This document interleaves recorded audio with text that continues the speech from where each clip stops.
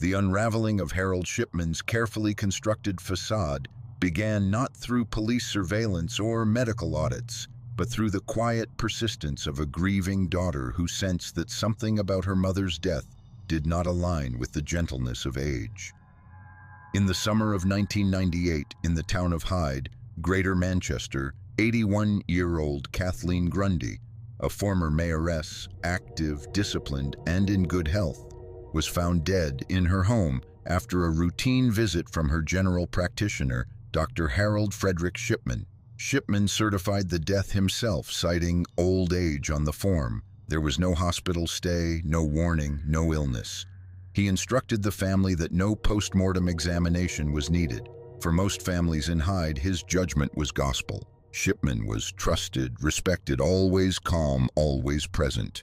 But Kathleen's daughter, solicitor Angela Woodruff, received a document days later that stirred a deep unease. A typewritten will, crude in its wording, leaving nearly all of her mother's estate to Shipman. The language struck her immediately, phrases her mother would never use, errors she would never make. Woodruff contacted police. Her concern was not murder, it was fraud. But fraud, in this case, opened the door to something far darker.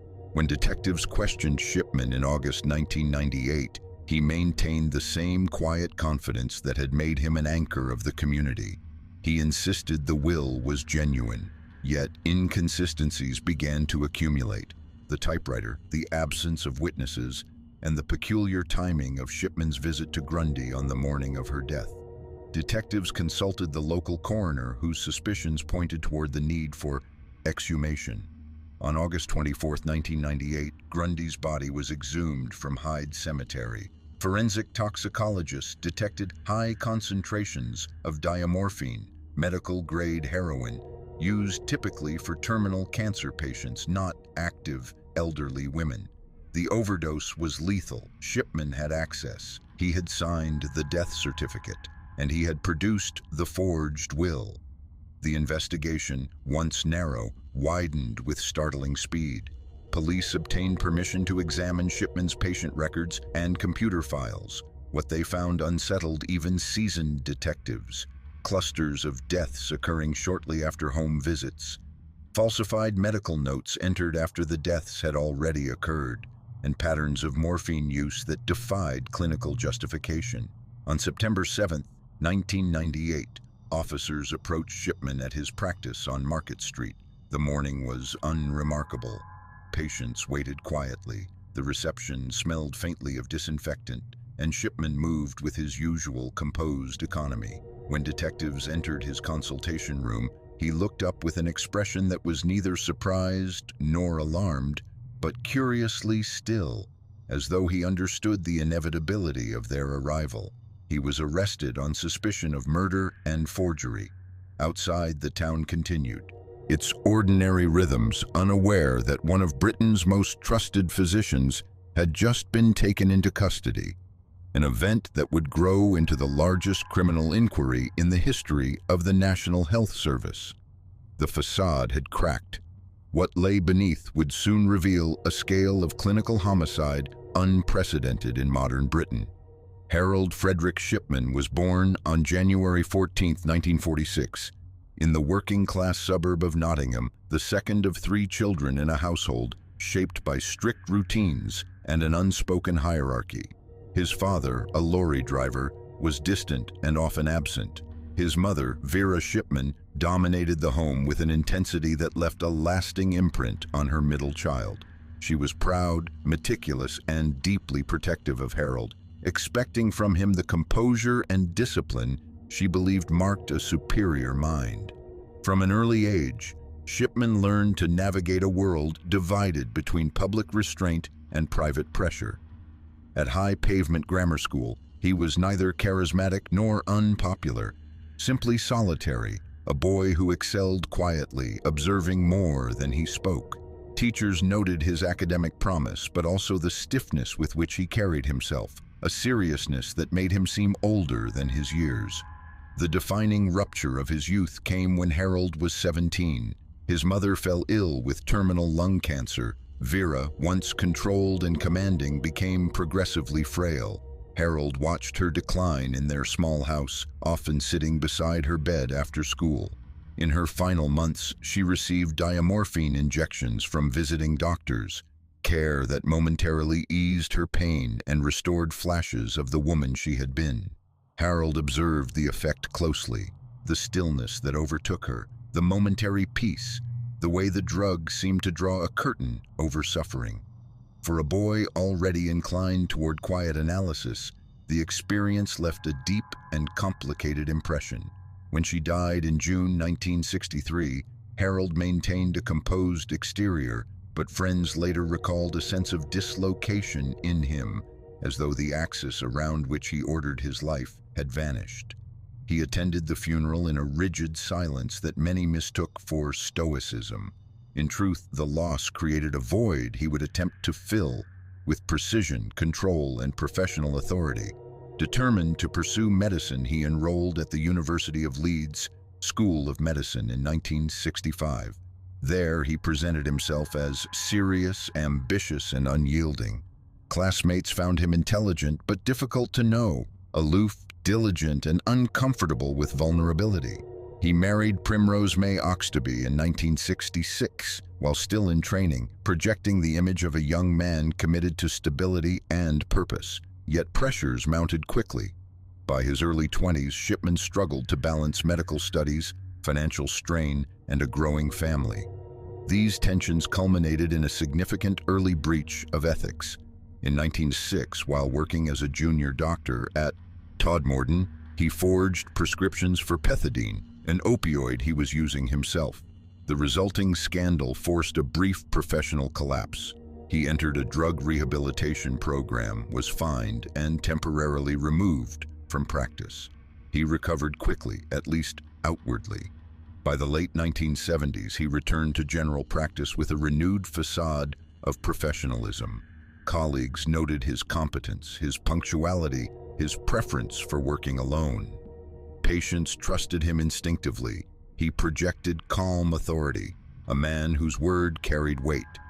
Yet beneath this steadily reassembled exterior lay the formative experiences left unaddressed.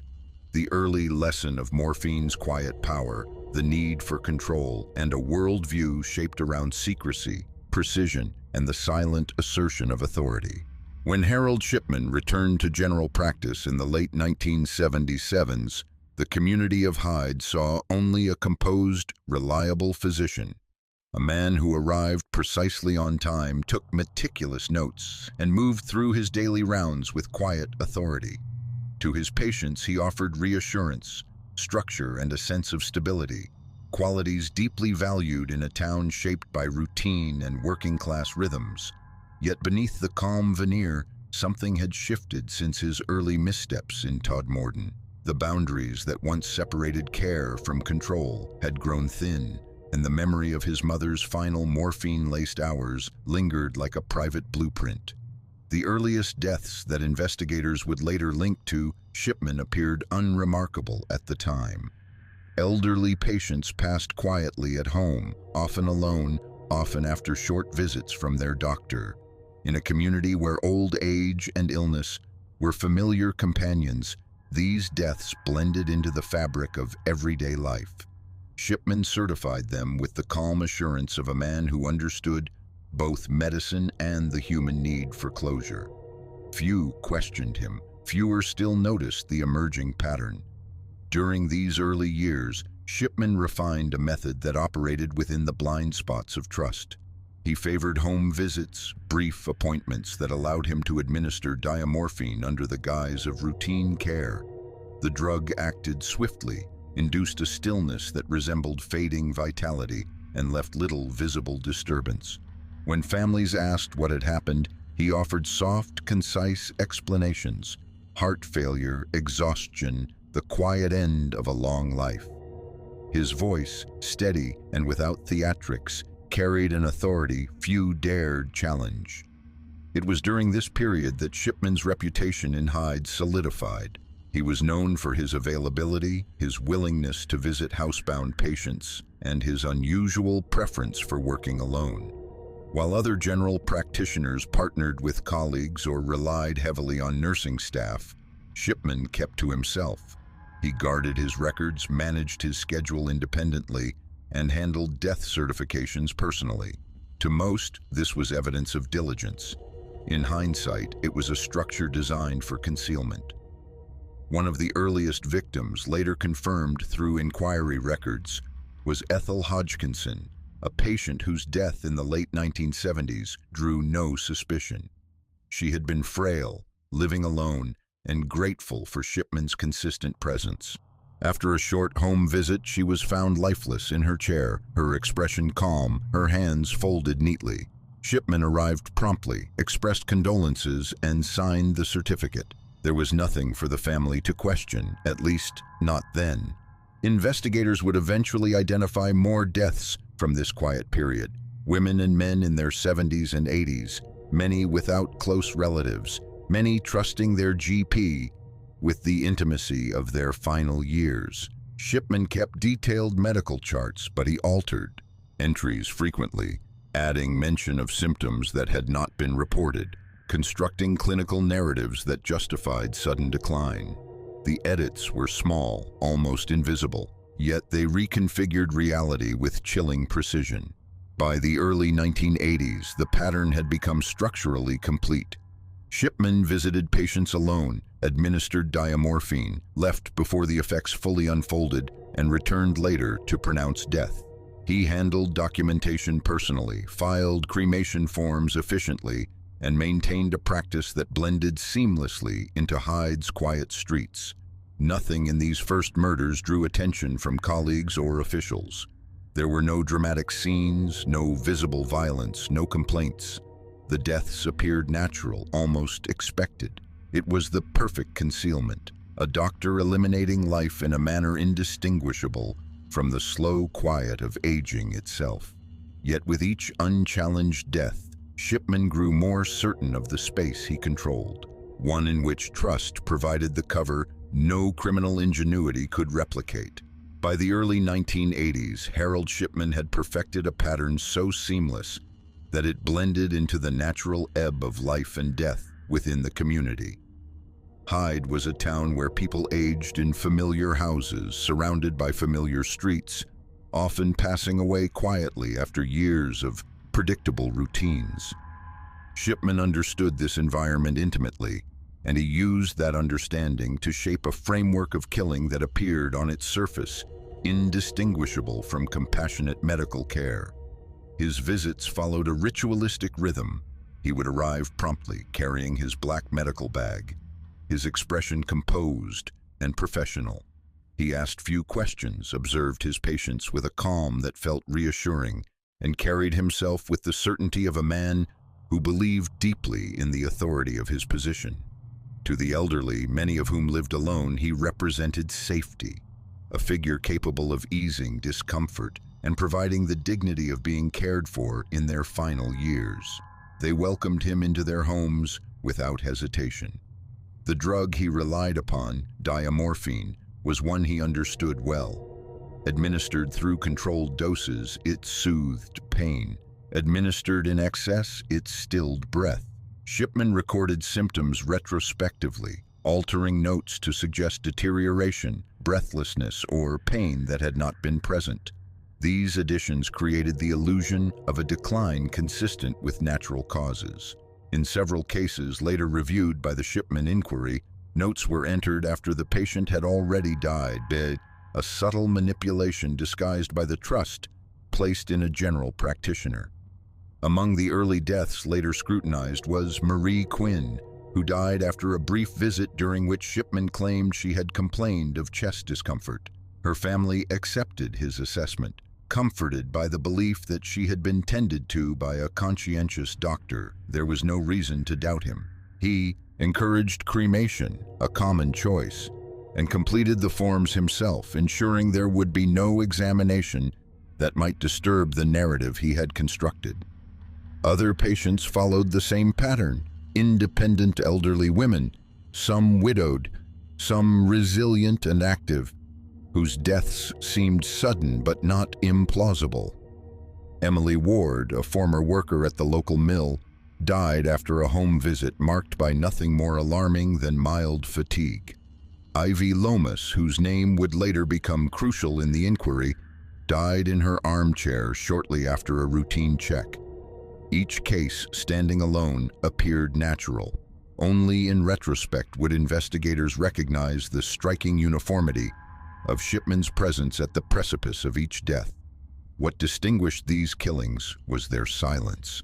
There was no struggle, no visible trauma, no sign that any act had occurred at all. Families mourned quietly, grateful that their loved ones had passed peacefully under the eye of a doctor they trusted. Neighbors delivered condolences, unaware that the man offering sympathy at their doorstep had been the architect of the loss. Shipman's confidence deepened as no questions were asked. He operated with an ease that suggested he felt beyond the reach of scrutiny. His reputation flourished. He was the doctor who made time for the elderly, who never rushed appointments, who seemed always willing to attend to patients outside normal hours. Colleagues respected his dedication, noting his preference for solitude but interpreting it as commitment rather than concealment. The scale of his early murders remained hidden not because he concealed bodies, there were none to conceal, but because he wove his actions into the natural patterns of life in Hyde. Death certificates were signed with clinical precision. Cremation forms were completed with no cause for alarm. He knew the system, its weaknesses, and the trust it placed in practitioners, and he exploited them without hesitation. By the mid-1980s, Shipman's killing had moved beyond experimentation and into routine. The method had become a part of his daily life, integrated so completely into his practice that only a disruptive anomaly, a complaint, a misstep, an unignorable pattern could have exposed it. But no such anomaly appeared, not yet. By the late 1980s, Harold Shipman's early murders formed a pattern so consistent, so quiet, that it seemed woven into the ordinary fabric of Hyde. Deaths among the elderly did not stir alarm. They arrived with the same inevitability as changing seasons. Shipman understood this better than anyone. He shaped his actions around that cultural expectation, ensuring his work left no marks, no questions, no fractures in the community's trust. The deaths clustered gradually. Patients who had been stable for years suddenly declined after a home visit. Shipman would arrive moments later, summoned by a concerned neighbor or family member, always with the same calm expression, always with the same gentle pronouncement, "It was peaceful. She would not have suffered."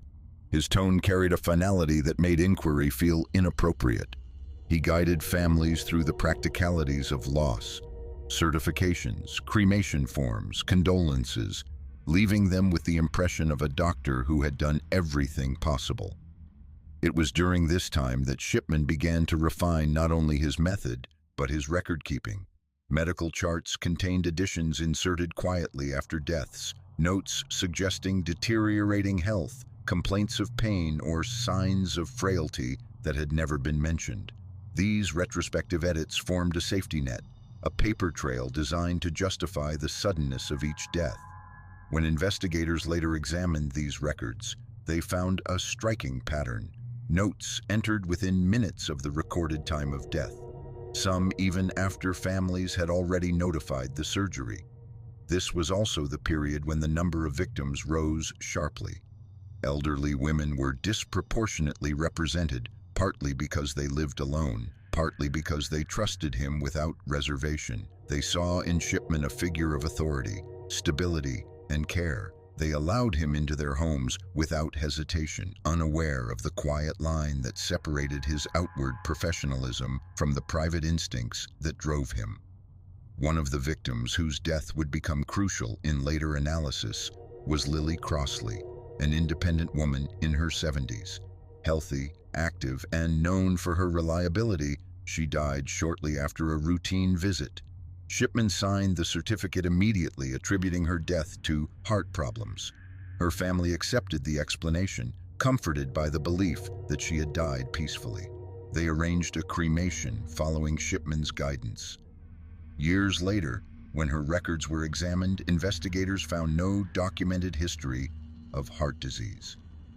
Another case, Florence Graham, followed the same quiet trajectory. A short home visit, a sudden death, a swift certification. Her relatives, trusting the doctor who had cared for so many in Hyde, raised no suspicion. By the early 1990s, the deaths were so frequent that they formed a backdrop to Shipman's career. Yet his reputation not only remained intact, it grew stronger. Elderly patients recommended him to friends. Families praised his compassion. Colleagues found him reserved but competent. No one questioned why he insisted on keeping full control of his practice, why he discouraged nurses from home visits, or why he preferred to manage records personally. Small inconsistencies emerged, but they drifted past without consequence. A colleague noted Shipman's unusually high number of home visits. A funeral director mentioned that he handled more deaths than other GPs in the area.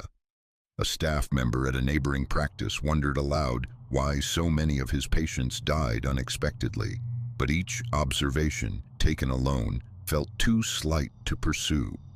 In a medical system built on trust, suspicion required a leap few felt justified making. And so the first murders, those early, unseen, unchallenged deaths, continued unbroken. They formed the foundation of a structure that would remain hidden for nearly 20 years, protected by Shipman's composure, his authority, and the quiet certainty with which he moved through the lives of those who depended on him. The escalation that followed would not emerge through sudden violence or dramatic change. It would unfold through the same methodical quiet, amplified by confidence and unrestrained by fear, until one death breached the pattern and finally brought the illusion to its end. By the early 1990s, Harold Shipman had become an institution within Hyde, trusted, respected, and woven into the daily lives of the town's elderly residents.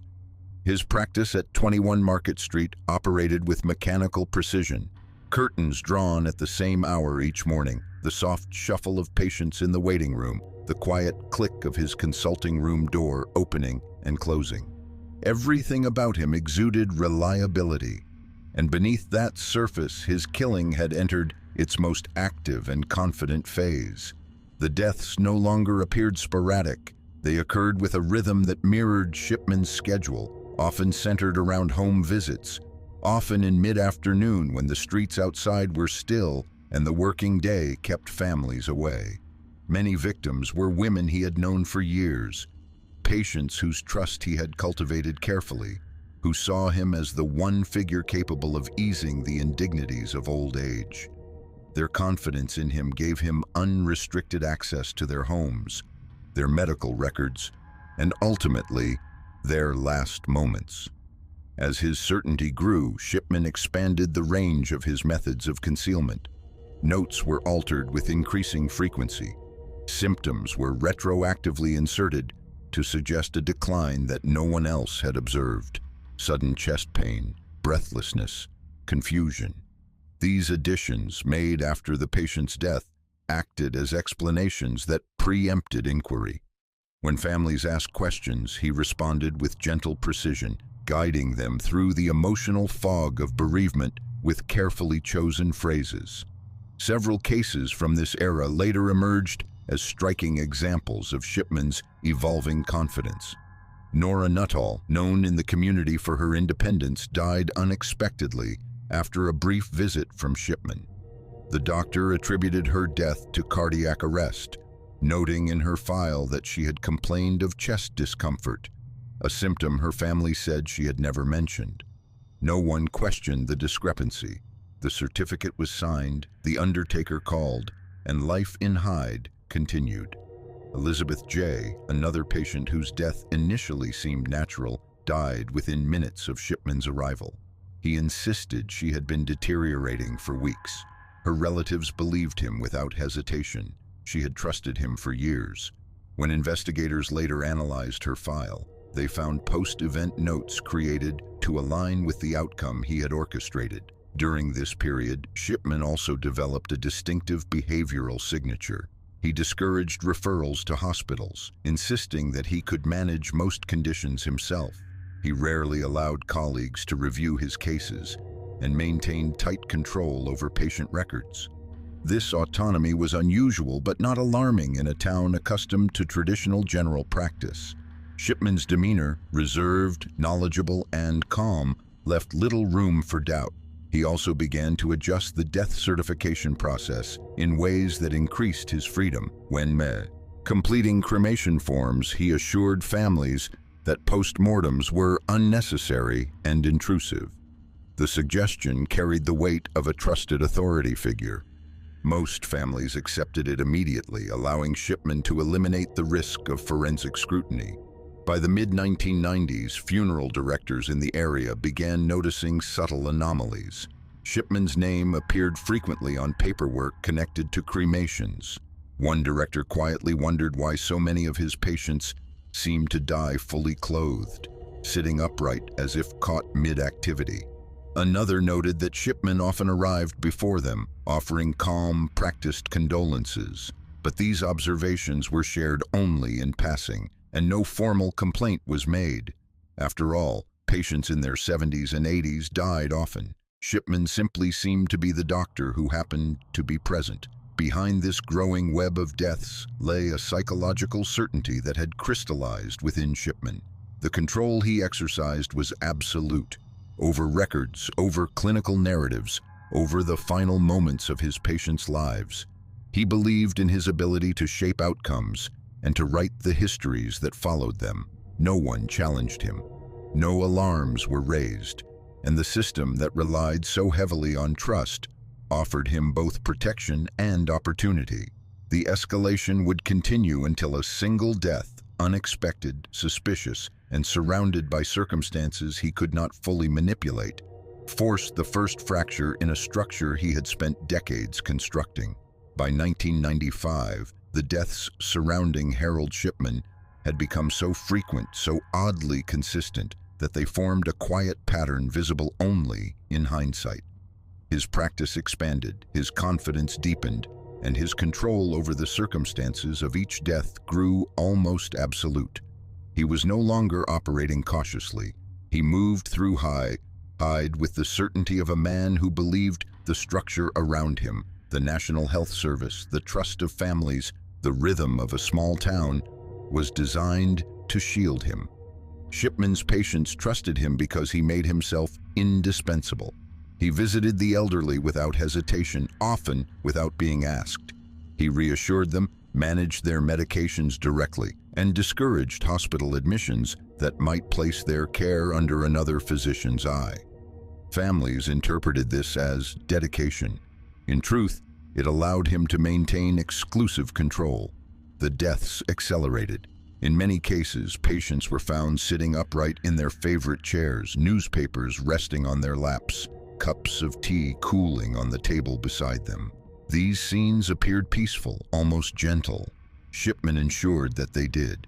The diamorphine acted swiftly, silencing breath without disturbing posture. When relatives arrived to find their loved ones gone, Shipman's explanations carried the weight of professional certainty. "She passed quietly," he would say. "There was nothing to be done." One of the most concerning patterns later uncovered by investigators involved Shipman's manipulation of the cremation Form C, which required a second doctor to confirm the cause of death. Shipman frequently persuaded colleagues to sign the forms with minimal review, using his reputation to bypass scrutiny. His confidence, his orderly records, and his calm demeanor discouraged doubts. Few imagined that he was fabricating symptoms after the fact. During these years, the age profile of his victims remained consistent. Predominantly elderly women living alone or with minimal support, women who valued their independence and respected the authority of their doctor. Jean Lillet, for example, died after a brief visit during which she was reportedly feeling unwell. Shipman entered symptoms retrospectively, shaping a narrative that fit the outcome he had engineered. Winifred Meller, energetic despite her age, died suddenly after a routine appointment. Shipman certified heart failure with practiced ease. Families grieved, comforted by his gentleness. But subtle signs of unease began to appear at the edges of the community. A local taxi driver remarked privately that many of the passengers he had driven to Shipman surgery did not seem unwell, yet died soon after seeing him. Staff at nearby practices noticed that Shipman's patient mortality rate was strikingly higher than others in Hyde. Funeral directors exchanged quiet observations. Too many sudden but peaceful deaths. Too many bodies sitting upright. Too many families whose shock seemed disproportionate to the medical narratives they were given. In 1998, Dr. Linda Reynolds, a colleague from the Broad Oak Medical Practice, voiced her concerns to the local coroner. She noted that Shipman's patients died at an unusually high rate and recommended a formal inquiry. For the first time, the protective shell around Shipman faced external pressure. An early review was initiated, but due to procedural limitations and lack of overt evidence, the investigation stalled. Shipman remained untouched. It was the closest he had ever come to exposure. And instead of retreating, he moved forward with even greater certainty. The near miss reinforced his belief that he was beyond the reach of oversight, that his medical authority rendered him untouchable. But the escalation carried a new risk.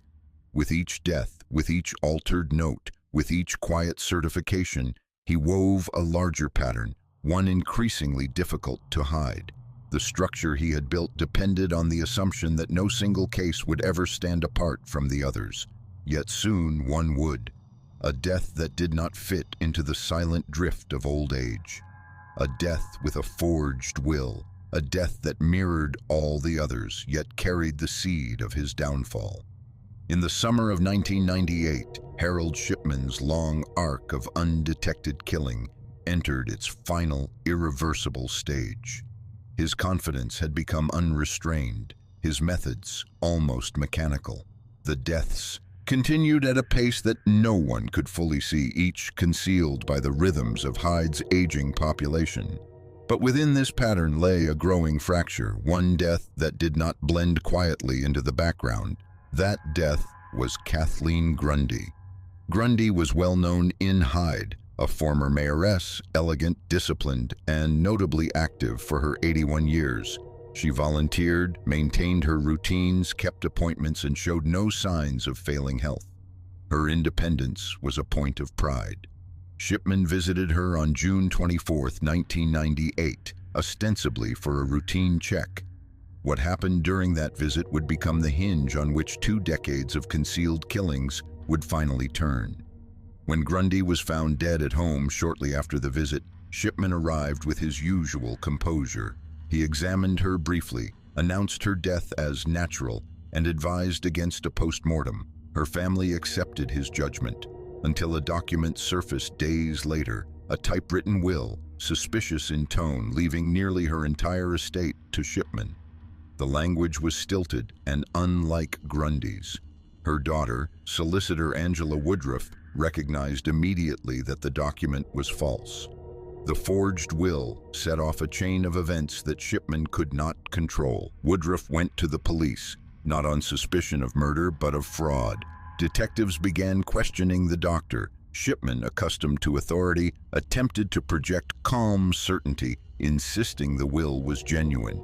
But inconsistencies surfaced. The typing style did not match Grundy's, the witnesses were missing, and the date of the document aligned too neatly with his final visit. Detectives, no longer reassured by his confidence, contacted the coroner.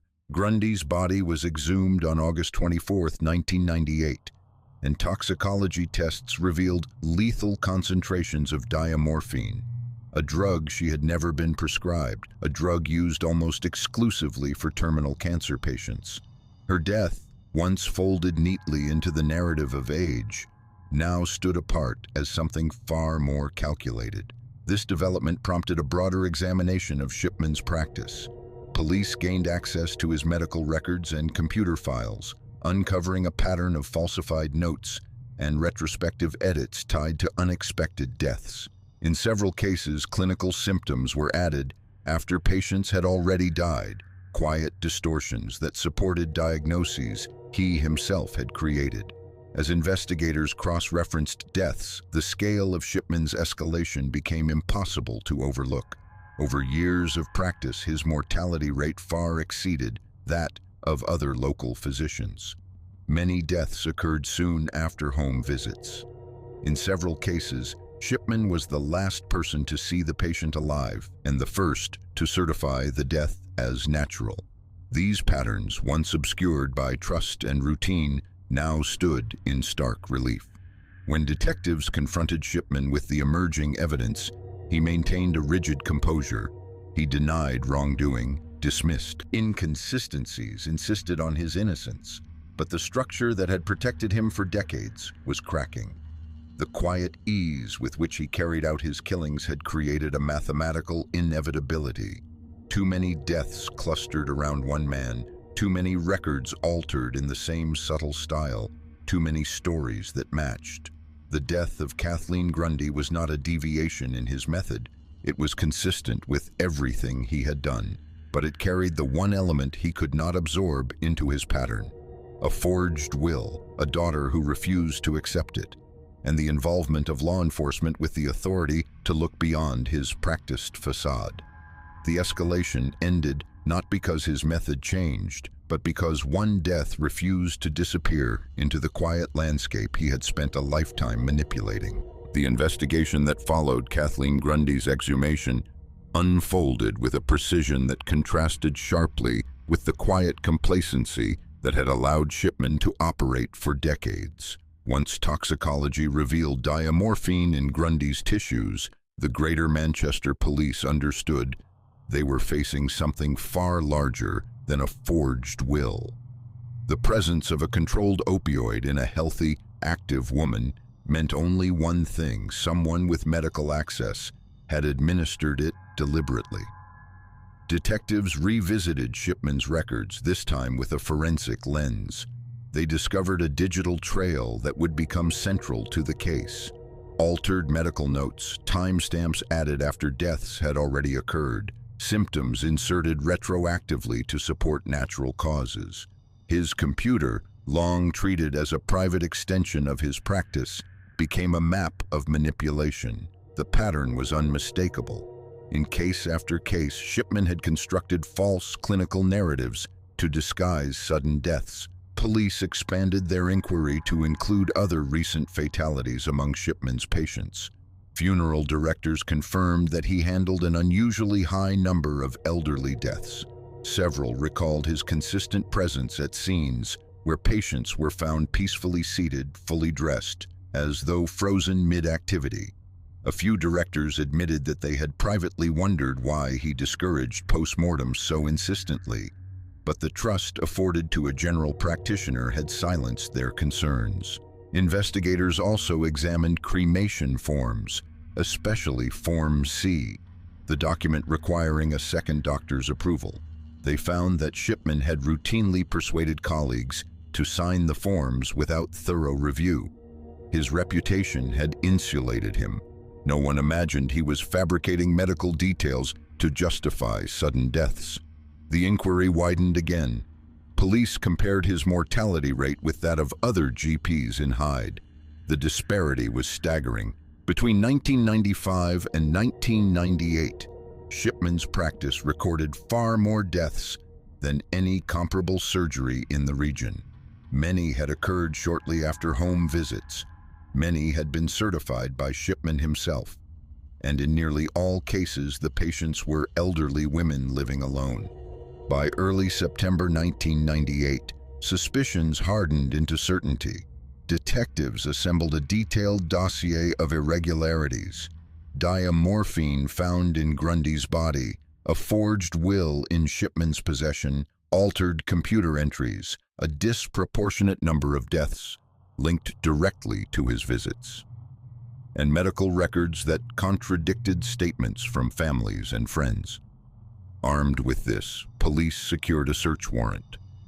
On the morning of September 7, 1998, officers entered Shipman's home and surgery.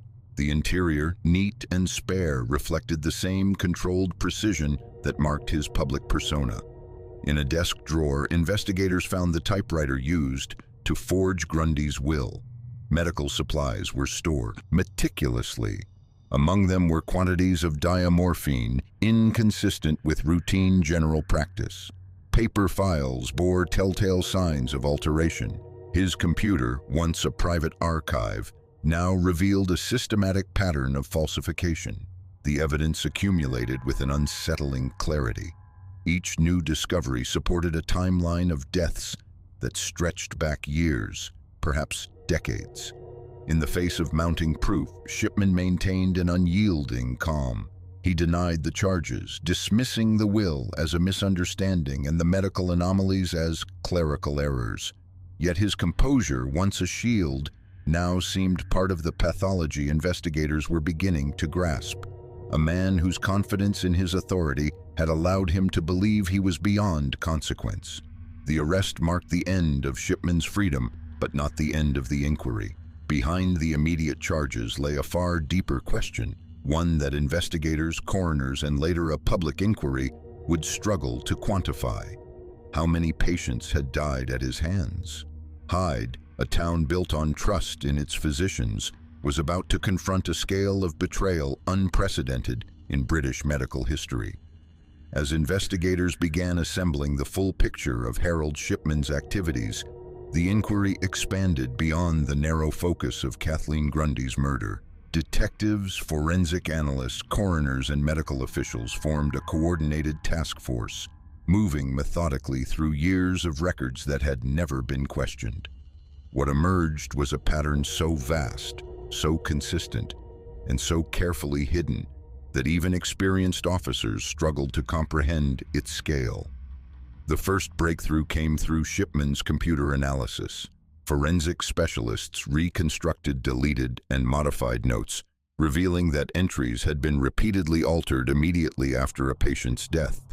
In some cases, Shipman had logged symptoms minutes after relatives had already called the surgery to report the loss. These entries often justified conditions, heart failure, respiratory distress, that were absent in witness accounts. The calculated nature of the alterations made it clear Shipman was shaping medical history to suit the outcome he created. Parallel to the digital analysis, police began reconstructing timelines for dozens of deaths. They interviewed families who had once accepted Shipman's explanations without question. Now, guided by investigators, they recalled inconsistencies. Relatives who seemed healthy hours before death. Cases where Shipman insisted on no post-mortem. Deaths that occurred minutes after private visits. Sudden declines that never matched prior medical behavior. Funeral directors provided further context. They testified that Shipman was unusually involved in post-death logistics. He arrived quickly, often before the undertakers, and guided families toward cremation with a reassuring certainty that felt natural at the time. One director admitted he had felt uneasy about the consistency of the scenes.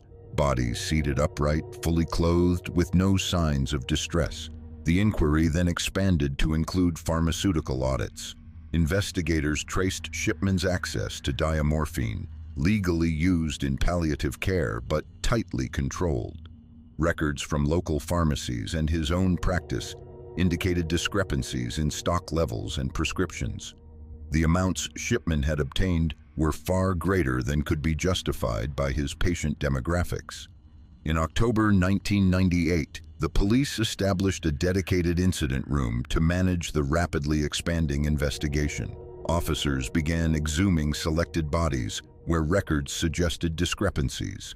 Toxicology revealed traces of diamorphine in several cases, levels far exceeding therapeutic use. Each exhumation added weight to the suspicion that Shipman had been killing consistently throughout the 1990s and possibly earlier. The scope grew further when detectives reviewed cremation certificates.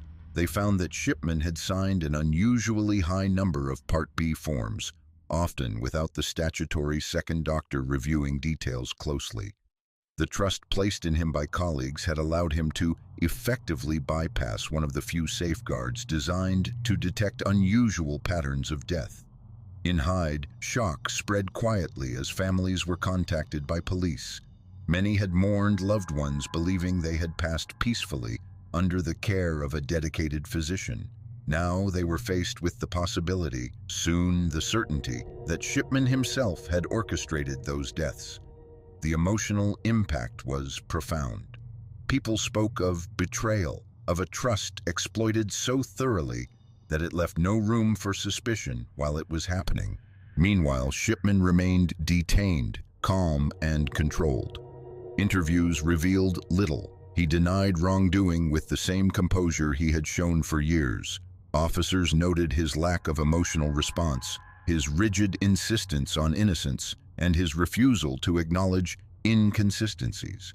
It was as though he were reciting a narrative he had long believed would protect him. Yet evidence continued to accumulate with mechanical clarity. By late 1998, the Crown Prosecution Service prepared charges relating to 15 deaths, those with the strongest forensic evidence. But even as formal charges were drafted, detectives understood that these represented only a fraction of the true number. Medical statisticians, reviewing patterns over decades, estimated hundreds of suspicious cases. Still, before the inquiry could articulate the full scale, it needed one final step: a structured, exhaustive review of every death Shipman had certified, every home visit he had made, every chart he had altered. The machinery of the investigation now moved with an inexorable purpose. Hyde had begun to see the full extent of a betrayal conducted not in secrecy, but in plain sight, masked by authority, trust, and the quiet certainty of a doctor who believed he would never be questioned. By early 1999, the investigation into Harold Shipman had become one of the largest and most complex criminal inquiries in British medical history. Police, forensic experts, medical statisticians, and legal teams worked in parallel, each uncovering layers of evidence that reinforced the same devastating conclusion. The respected general practitioner had been killing patients systematically undetected for more than 20 years. The scale of the inquiry required a new approach. Detectives established detailed chronological matrices, tracing every patient death certified by Shipman. Patterns emerged with disturbing consistency. Deaths clustered around specific periods of the day, often mid-afternoon when Shipman made private home visits. Many occurred shortly after routine appointments with no documented medical reason for sudden deterioration. In chart after chart, investigators found the same quiet edits, the same subtle attempts to shape a narrative in retrospect. Medical statisticians played a crucial role. When they compared Shipman's mortality rates with those of other general practitioners in the region, the disparity was stark. Shipman's rate was up to 10 times higher for elderly women, and the probability of such a pattern occurring naturally was mathematically negligible. These statistical models, presented to senior investigators in formal briefings, helped quantify what anecdotal accounts had begun to suggest. The deaths were neither accidental nor a reflection of patient demographics. They were orchestrated. Interviews continued, widening outward from Hyde. Families once resigned to the peaceful passing of loved ones now recalled details that had seemed unimportant at the time. They remembered Shipman arriving unexpectedly, insisting he needed to check on symptoms that had never been mentioned. They remembered his calm declarations of death, his discouragement of postmortems, his assurances that cremation was the most compassionate option. Grief had softened doubt. Now, with investigators present, those doubts crystallized into clarity. In some cases, Shipman had visited patients hours or even minutes before their deaths, despite no prior indication of worsening health. Witnesses recalled seeing him leave homes quietly, followed by silence, and then, moments later, the discovery of a lifeless body. The consistency of these accounts formed a mosaic of behavior that no longer required speculation. Each testimony aligned with others, reinforcing a portrait of calculated, repeated homicide. Forensic teams also pursued evidence within Shipman's surgery. They reconstructed deleted computer logs, uncovering entries created after death certifications, and matched these against telephone records, surgery logs, and eyewitness accounts. The digital timeline alone implicated him in numerous cases, showing a pattern of falsification that spanned nearly a decade. By mid-1999, the Crown Prosecution Service prepared the framework for his trial. Prosecutors selected 15 charges of murder, those with the strongest forensic links, the clearest toxicology results, and the most precise contradictions in his medical records. While the true number of victims would likely never be known with absolute certainty, experts estimated that Shipman had killed at least 215 patients, with some analyses suggesting the figure could exceed 250. In the midst of the criminal case, the government prepared for a broader public examination. Plans began for what would become the Shipman Inquiry, a monumental investigation led by Dame Janet Smith. Its mandate extended beyond the criminal trial. It would scrutinize the structures and vulnerabilities within the NHS that had allowed Shipman to operate without suspicion. The inquiry would eventually fill 6 volumes, documenting failures in monitoring, record-keeping, and oversight, and making recommendations that transformed British medical practice. As these preparations unfolded, Shipman remained in custody, calm and distant. He showed no remorse, no acknowledgement of wrongdoing, no reaction to the unfolding revelations. His silence was not defensive. It was consistent with the reserve he had maintained for decades. To interrogators, he appeared almost insulated, as though the unfolding case belonged to another man entirely. By the time the prosecution finalized its case for trial, one truth stood beyond dispute. The quiet doctor who had woven himself into the lives of Hyde's elderly had constructed a system of killing so subtle and so authoritative that it had taken decades to unravel. The aftermath of his capture forced a nation to reckon not only with the scale of his crimes, but with the unsettling realization that trust, once given without hesitation, had been the very instrument he used to conceal them. When Harold Shipman entered Preston Crown Court in October 1999, the atmosphere was unlike that of a conventional murder trial. There were no dramatic confrontations, no sensational testimonies, no contested narratives. Instead, the case unfolded with the quiet weight of overwhelming evidence. Digital logs, medical records, forensic toxicology, forged documents, and the testimonies of families whose trust he had once held completely. The courtroom felt less like a battleground and more like the final, measured examination of a long-hidden truth. Shipman faced 15 counts of murder and 1 count of forgery, all tied to the clearest and most incontrovertible cases uncovered by investigators. Prosecutors presented their arguments with clinical precision, carefully reconstructing the final hours of each victim, the altered notes, the timing of home visits, and the presence of diamorphine in tissues where it had no legitimate medical purpose.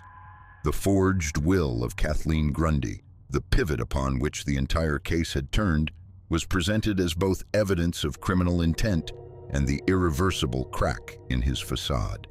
Throughout the proceedings, Shipman maintained a posture of controlled detachment. He denied each charge, offered no confession, and refused to acknowledge the emerging patterns. His silence, once a tool for maintaining authority, now hung heavily in the courtroom, interpreted not as dignity, but as calculation. Jurors, confronted with a meticulous reconstruction of his methods, deliberated less on motive than on the undeniable alignment of evidence. On January 31, 2000, after 6 days of deliberation, the jury returned its verdicts, guilty on all counts. The judge, Mr. Justice Forbes, addressed Shipman directly, condemning the calculated and cold-blooded nature of the crimes, and noting that his actions had represented a profound betrayal of both medical ethics and public trust. He imposed 15 life sentences, with a recommendation that Shipman never be released. In practical terms, it was a whole life order. In the weeks that followed, public reaction oscillated between shock and numb recognition. Newspapers described him as Britain's most prolific serial killer. Medical institutions faced searching questions about oversight, and families across Hyde revisited memories of relatives lost under the care of a doctor they had once considered a blessing. Shipman was transferred to Wakefield Prison, a high-security facility in West Yorkshire. Behind its stone walls, the routines of incarceration replaced the controlled discipline he once imposed on his patients' lives. He did not appeal his conviction. He did not provide further information to investigators. He retreated into silence, as though the trial had severed his connection to the life he had shaped so carefully. Yet even in confinement, the shadow of his actions continued to stretch outward. The criminal trial had ended, but the national reckoning, medical, legal, ethical, had only begun. In the years following his conviction, Harold Shipman lived an existence defined by isolation inside the walls of Wakefield Prison, known starkly among inmates and staff as Monster Mansion. His behavior remained consistent with the detachment he had displayed during the trial. Quiet, controlled, neither openly hostile nor cooperative. Prison officials noted his tendency to avoid conversation, his refusal to engage with psychological evaluations, and his unwavering insistence that he had done nothing wrong. He carried himself with the same internal certainty that had once insulated him from suspicion. Beyond the prison walls, the consequences of his actions continued to unfold on a national scale. The Shipman inquiry, led by Dame Janet Smith, conducted a meticulous, years-long examination not only of the deaths attributed to him, but of systemic failures that had allowed him to operate unchecked.